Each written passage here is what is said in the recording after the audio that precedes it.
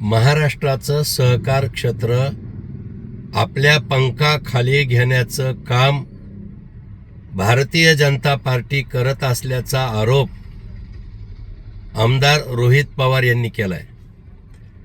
मला त्यांना हे सांगायचंय की सहकार क्षेत्राचा जन्म महाराष्ट्रातून झाला हे खरं आहे, पण सहकार क्षेत्रातली घराणेशाही मोडण्याचं काम आणि या क्षेत्रामध्ये पारदर्शकता आणण्याचं काम भारतीय जनता पार्टी करत आहे।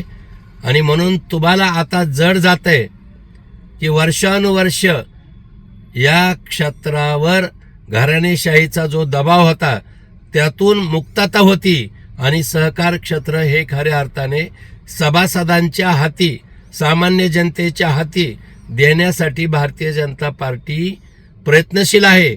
आणि म्हणून तुमचं खऱ्या अर्थाने आता पोट दुखू लागलं हे निश्चितच आहे।